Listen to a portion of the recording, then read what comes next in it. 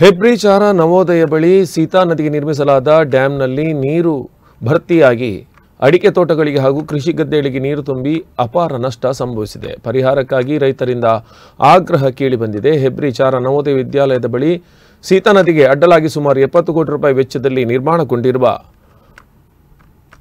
ಈ ಒಂದು ಅಣೆಕಟ್ಟಿನ ನೀರು ಇದೀಗ ತೋಟಗಳಿಗೆ ನುಗ್ಗಿದೆ. ಹಲೋ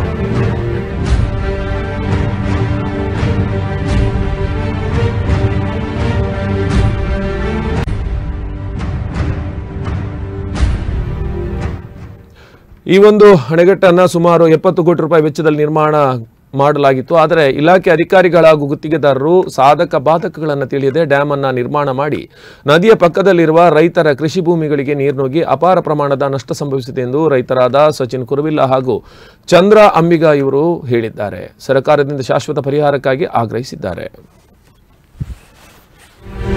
ಹಲೋ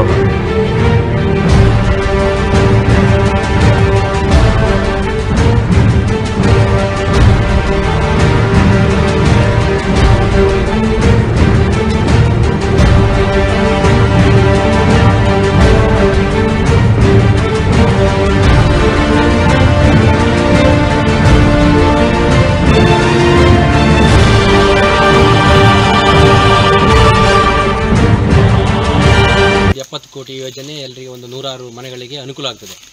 ಆ ಅನುಕೂಲ 2 ಮನೆಗೆ ಕೃಷಿ ಭೂಮಿ ಎಲ್ಲ ಕಳ್ಕೊಂಡು ಇವರಿಗೆ ತೊಂದರೆ ಆಗ್ತದೆ.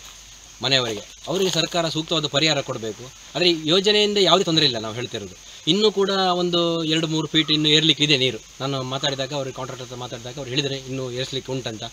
ಇನ್ನೂ ಏರಿಸಿದರೆ ಇವರು ಮನೆ ಹತ್ತಿರ ಮನೆ ಬಾಗಿಲಿಗೆ ಬರ್ಬೋದು ನೀರು.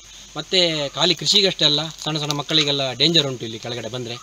ಈ ಯೋಜನೆಯನ್ನು ಇವರಿಗೆ ಏನು ಈ ಕುಟುಂಬದವರಿಗೆ ಏನು ತೊಂದರೆ ಆಗಿದೆ ಅವರಿಗೆ ಸರ್ಕಾರದಿಂದ ಪರಿಹಾರ ಒದಗಿಸಬೇಕು ಅಂತ ನಾನು ಈ ಮೂಲಕ